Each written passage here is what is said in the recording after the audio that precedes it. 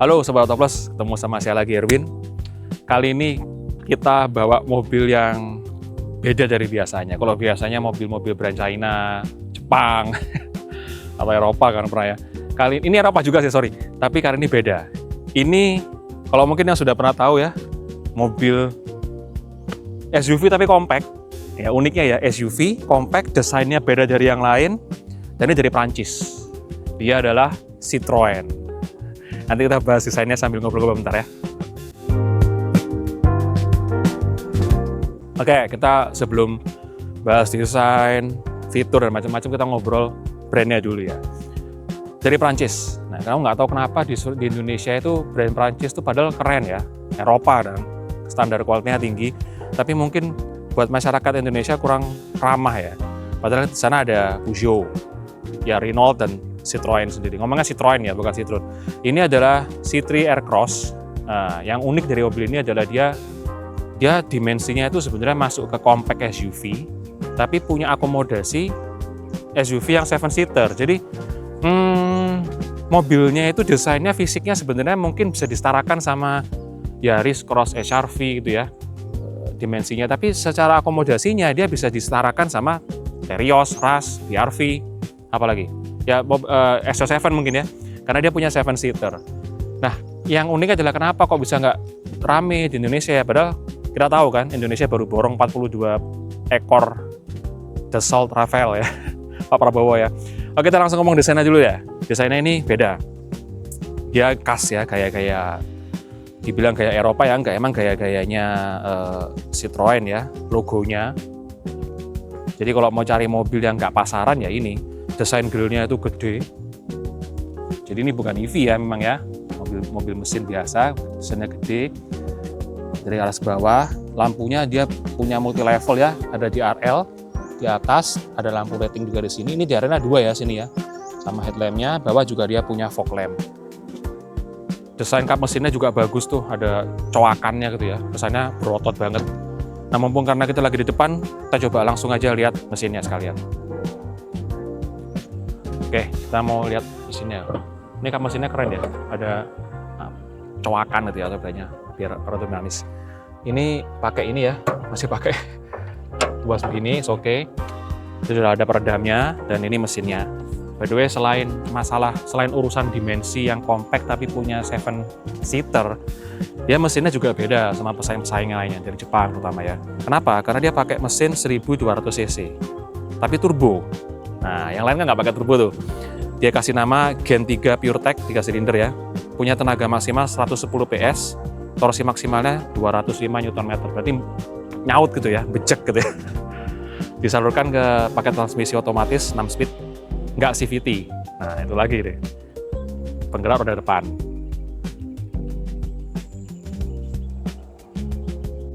Nah, kalau desain sampingnya ya, buat saya pribadi, keren banget ya. Kenapa keren? Karena gini nih, ini bingung aku di mana ya. Gini, dia itu sekali lagi dia 7-seater ya, tapi compact banget gitu loh. Jadi kayak sekilas tuh kayak mobil-mobil compact SUV, ya kayak mobil kayak ya mungkin kayak race atau ya mungkin naik atas sedikit kayak HR-V sama Yaris Cross ya. Padahal dia sebenarnya 7-seater, nggak kelihatan bongsor kayak Toyota Rush, Terios, SO7 atau HR-V gitu ya. Kelihatan kalau pendek gitu loh.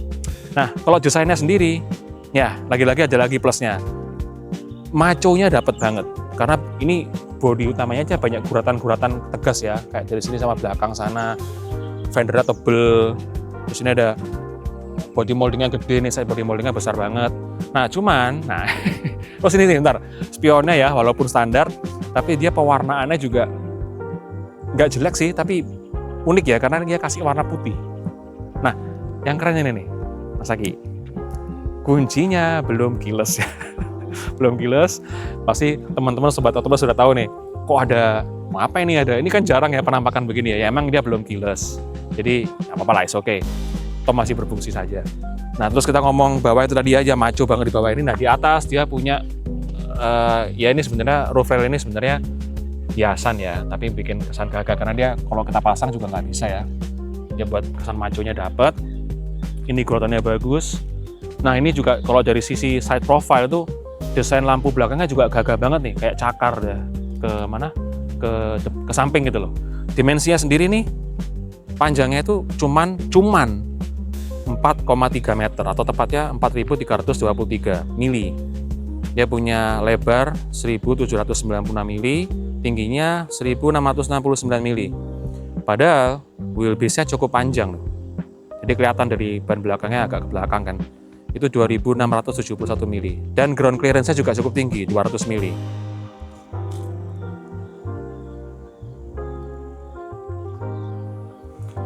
Bannya unik ya. Dia pakai merek Seat Segura Drive.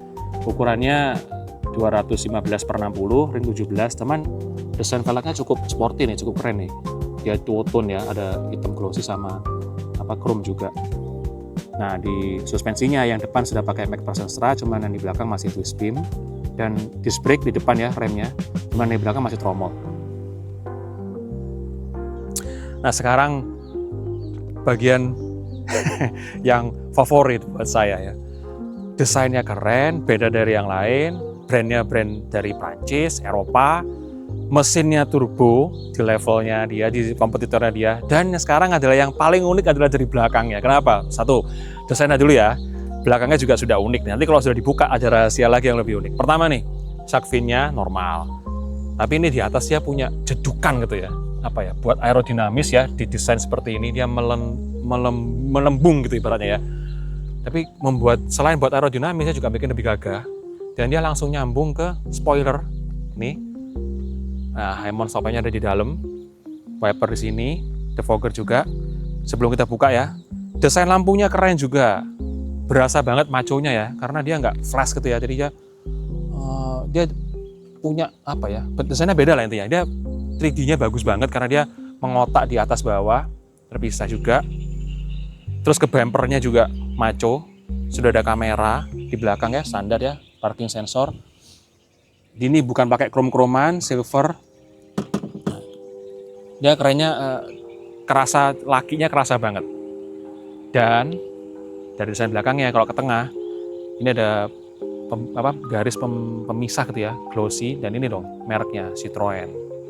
Nah, sekarang saya mau tunjukin rahasia unik dari mobil ini dibanding pesaing-pesaingnya. Bahkan mungkin banyak mobil yang nggak punya kayak gitu ya. Kita buka ya belakangnya. Yuk. Eng. Sekarang kerennya mobil ini, uniknya ada di belakang. Kita buka. Loh, uniknya apa? Bagasinya kecil gini loh. Ya memang kalau dalam kondisi seperti ini, dia cuma punya 44 liter ya. Space-nya tuh kecil banget, emang cuma tas kecil aja. Tapi dia bisa mencapai 511 liter dan ada konfigurasi sampai 839 liter. Kenapa kok kayak gitu? Karena gini, nanti saya akan tunjukin duduk di belakang gimana pas nge-review dalamnya ya. Tapi untuk kali ini, saya nunjukin kerenan mobil ini dulu yang nggak dimiliki yang lain. Pertama, nah, mau nekuk kursi belakang dulu. Sebenarnya gampang ya, nggak elektrik ya, gampang menocek, tarik sini, nah, dia tidur. Ini juga ya, sekalian ya. Nah, kita akan dapat bagasi yang cukup proper, walaupun tinggi ya, karena anggapannya sama rantainya di sini ya, nggak terlalu ke bawah. Tapi ada triknya. Nah, ini trik yang keren. Wah, ini kurang gede nih. Ya memang jok tengah juga kita bisa tekuk ya, tapi kita tunjukin yang belakang dulu. Kerennya apa? Ini saya tarik ya. Cekrek. Ambil. Kita bisa bawa keluar. Yang ini juga satunya. Tarik, cekrek, kita bawa lagi keluar. Jadilah dia 500-an liter. Nah, jadi mobil ini bisa dibongkar pasang, bisa berformat 7-seater, bisa juga 5-seater. Nah, kalau mau foto lebih lagi, kita juga bisa tekuk jok tengahnya. Jadi 800 liter lebih.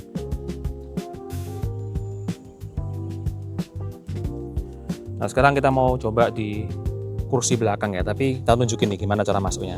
Kita tarik ini, dan dia langsung stumble ke depan. Nah, kita tinggal akses ke belakang. Oke, saya sudah di row belakang ya.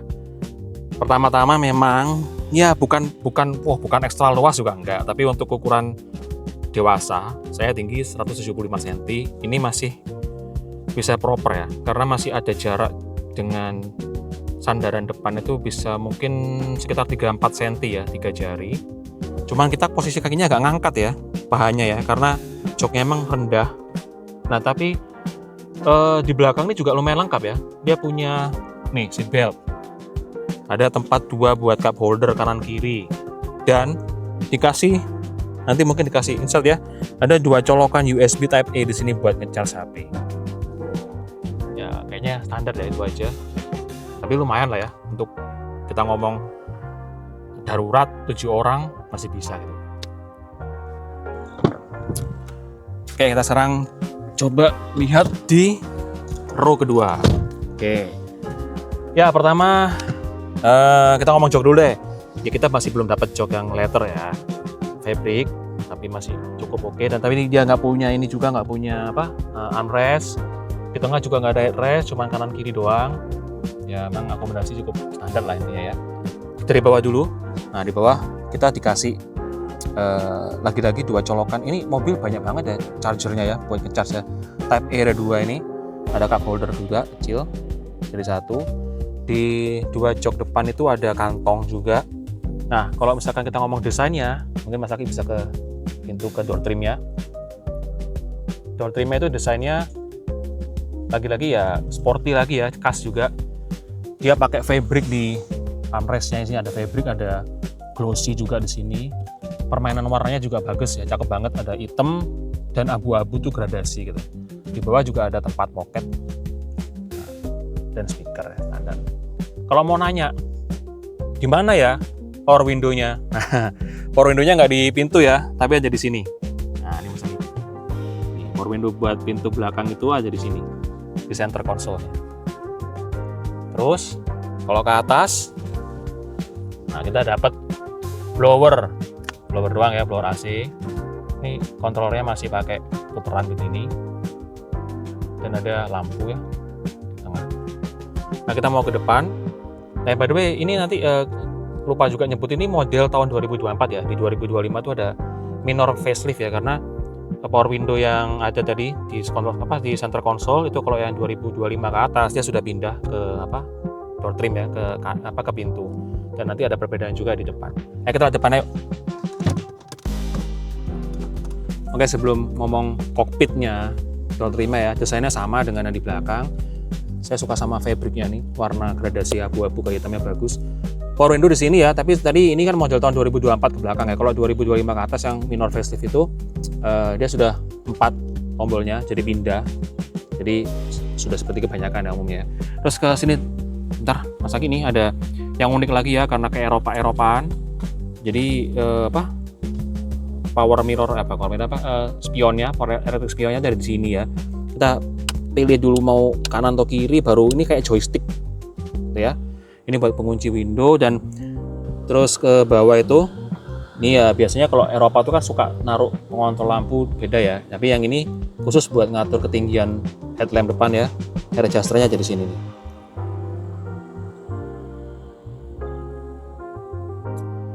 Oke, kita sudah di dalam di kokpitnya. Nah, yang paling kelihatan mata dulu aja lah, paling gampang aja lah sebelum bahas satu-satu adalah desain dulu. Desainnya ini memang khas banget ya, seperti di luar. Di depan dan di belakang tadi lampu-lampunya dia punya desainnya unik ya, kita nggak tahu nyebutnya apa nih ya istilahnya ya. Jadi kanan kiri ini kisi AC-nya beda kayak gitu, ada unsur-unsur huruf C gitu ya.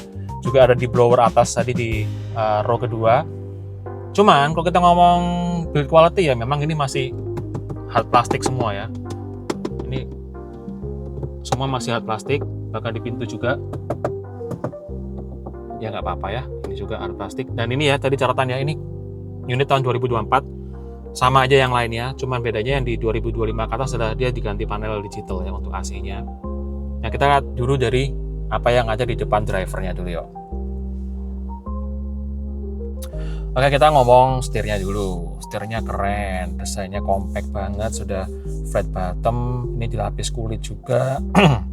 Dan ada tombol-tombol kanan kiri ya, cuman ini cukup sederhana aja karena di sini belum ada adas-adasan ya. Jadi ini buat mengatur menu infotainment di sana. Ini juga bisa dipakai buat memilih MID di depan. Nanti Coba nanti ya ke depan ditunjukin lebih detail. Terus ini buat teleponi ya, ada kalau kita sambung ke telepon smartphone kita di situ. Nah ini setirnya kita cuma bisa pakai tilt ya, jadi belum teleskopik. Nggak apa-apa ya, standar ya, di kompetitornya juga sama kurang lebih. Di depan kita sudah dapat instrumen cluster yang full digital, jadi dia desainnya juga keren banget tuh, lihat ini coba ya. Walaupun memang fiturnya sederhana, tapi desainnya keren banget ya. Animasinya bagus banget tuh, animasinya lancar banget, high resolution juga. Dia ukurannya kecil ya, cuman 7 inci, tapi cukup bagus lah, cukup semua tersampaikan dengan detail gitu loh.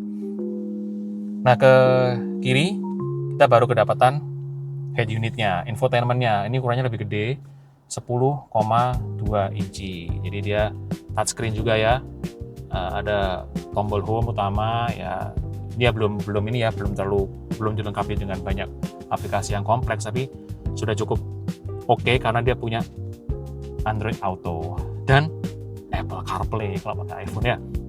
Yang lainnya standar dia ada radio, kita bisa sambung ke smartphone, kita bisa putar media kalau kita kesambung ke handphone juga ya, pakai Bluetooth, dan ada pengaturan juga masih standar aja berhubungan sama mobil, bahasa kayak gitu-gitu aja ya, nggak terlalu mendalam banget. Tampilan di layar ada kendaraan juga, ini sinyal siaga aja. Ini shortcut buat radio, ini buat telepon kalau kita sudah connect, dan navigasi, tapi navigasinya hanya bisa kepakai kalau kita connect sama smartphone kita, kalau nggak bisa dia. Nah warnanya juga unik ya, senada dengan dashboard ini, warna-warna hijau apa nih namanya, hijau-hijau tentara gitu ya. Hijau-hijau apa ini istilahnya. Terus ke bawah kita punya isi AC yang desainnya lagi-lagi unik, keren, dapat maconya, dia glossy. Ke bawahnya ada panel ini buat pengontrol AC ya, yang masih manual tapi nanti analog ya, tapi yang di facelift sudah digital.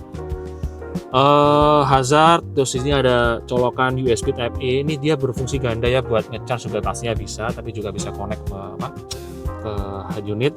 Ini ada colokan biasanya analognya 12 volt ya, ada tempat kompartemen buat taruh handphone ke bawah. Ini colokan cup holder.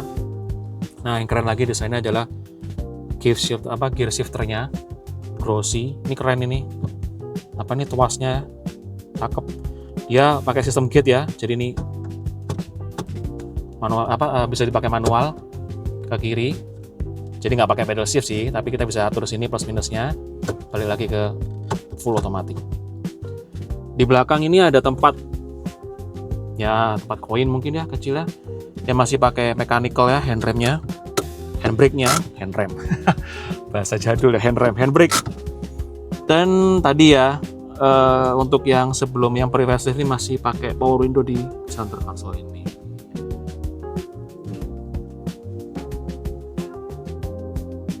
Nah kita mau lihat ke atas ya, standar ya, spion, manual juga. Terus ada lampu baca masih kuning ya, nggak apa-apa. Ini sun visor-nya nggak ada lampu, tapi cuma sisi kiri aja yang ada vanity mirror-nya, yang kanan nggak ada. Nah yang unik dia juga punya tweeter ya di pilar-pilarnya. Nah yang pokoknya sih kalau masalah standar ya, fiturnya standar aja, di levelnya pesaingnya juga standar seperti ini. Cuman yang saya appreciate adalah desainnya emang keren banget. Kesan maconya dapet, kesan pemilihan warnanya juga kerasa banget, kalau robust gitu ya, kayak gagah gitu ya, karena hijau tapi hijau-hijau, nggak tahu namanya hijau apa ini istilahnya. Kerasa banget kayak military look gitu ya. Dan emang dia unik karena desainnya dari setirnya, isi AC, instrumen cluster segala macam ini khas gitu loh. Nggak kerasa banget kalau nggak dari Jepang atau dari Asia. Oke, kita sudah cobain muter-muter sebentar ya pakai Citroen C3 Aircross. Pertama setirnya dulu deh. Ini setirnya emang nyaman banget ya, karena dia sudah kulit juga dan compact ya, ukurannya nggak terlalu gede. Walaupun dia nggak ada teleskopik, tapi posisinya sudah cukup ergonomik ya, cukup enak karena sama posisi joknya juga sudah oke. Nah ngomong soal jok juga, ini tadi mungkin kelewatan ya, kita di sisi driver nih ada armrest yang bisa ditekuk nih. Ini enak juga nih, nyaman banget. Ini masih jalan pelan dulu ya. Suspensinya juga menurut saya relatif lebih empuk ya, lebih soft, lebih enak daripada lebih nyaman daripada kalau mobil-mobil pesaingnya kayak misalkan BRV. Saya paling sering pakai BRV soalnya dibandingin sama BRV atau mungkin Rasterios ya. Terus kalau kita ngomong konsumsi bahan bakar ini, kalau ngikutin petunjuk yang ada di MID-nya, ini kalau pemakaian dalam kota ya, dengan kecepatan rata-ratanya 32 ya, itu ada tulisannya tuh 12,2 km per liter. Jadi walaupun nggak bisa dibilang hemat-hemat banget, tapi cukup standar ya, di range 12 sampai 13 km per liter. Gimana dengan bentar, ada speed bump ini. Iya, ini kan empuknya kerasa nih. Gimana dengan akselerasinya? Nah, karena ini mesin turbo, udah coba ya. Jadi dia, wah. Nah, torsinya tuh kerasa banget nih, nariknya nih enak nih. Handlingnya juga oke ya, karena kenapa ya? Karena mobil ini emang walaupun 7-seater ya, tapi dia secara dimensi juga cukup compact, jadi lincah juga. Ya. Kalau kita coba radius putarnya, kita coba deh. Nah, di depan kita mau potongnya ada speed bump lagi, kita tes lagi suspensinya. Iya, enak. Cenderung empuk ya, nggak stiff. Ini sebenarnya nggak boleh muter, tapi karena jalan kosong kita coba aja yang muter sini ya. Nanti aja di depan deh. Terus visibilitasnya juga oke, tapi menurut saya sih agak ini ya, karena kacanya ini sebenarnya agak nggak kecil, cuman dia view-nya agak kurang dibandingkan pesaingnya. Nah, ada lagi nih kelebihannya. Ini mobil ini kan nggak pakai leather ya, kita pakai fabric ya. Jadi kalau kita kebetulan lagi seharian dijemur, parkir panas gitu, enaknya adalah kulit kita nggak kerasa panas karena fabric kan nggak terlalu, kalau dibandingkan sama leather yang menyerap banget, jadi lebih nyaman. Nah, kita mau coba U-turn ya. Depan aja deh. Nah, kita bikin putar baliknya itu. Nah, ini radius putarnya, wah dalam banget loh nih, compact banget nih. Kita nggak perlu apa nih, cari tempat yang putar yang terlalu luas karena bagus banget radius putarnya. Kita coba lagi ya akselerasinya. Wah, mesin turbonya kerasa ya. Nah, kita kalau mau coba manualnya juga bisa ya. Kita arahkan ke kiri shiftnya, ini kita arahkan dulu sebentar. Kita ke kiri. Nah, dia ada petunjuk M ya di instrumen clusternya. Jadi kita tinggal kalau mau, ya kita naikin dulu ya, kita naikin dulu kecepatannya. Tambah gigi tinggal. Nah, udah naik tuh gigi 4, gear 4. Nah, ini mau melambat sebentar, turun dulu. Nah tuh. Jadi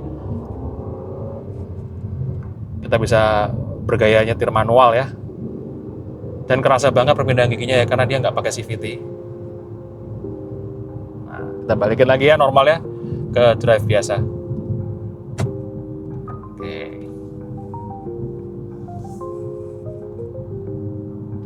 Oke, jadi itu sekilas saja impresi berkendaranya ya, Citroen C3 Aircross. Sebelumnya terima kasih buat Indo Mobil Plaza Surabaya, Citroen Surabaya ya, yang sudah pinjemin unitnya by the way. Jadi ini review singkat Moto Plus, mobil unik ya, compact SUV yang sebenarnya bisa jadi compact, tapi bisa juga jadi mobil yang panjang, 7-seater. Jadi kalau sobat-sobat Moto Plus mau cari mobil yang beda dari yang lain, nggak RAS, nggak Terios, nggak BRV, dan bisa dibongkar pasang, nah mungkin boleh ikutin jejak saya. Ini kalau depan ada tempat mancing itu, kita bisa langsung mancing ya. Oke, sampai ketemu di video-video Moto Plus berikutnya. See you.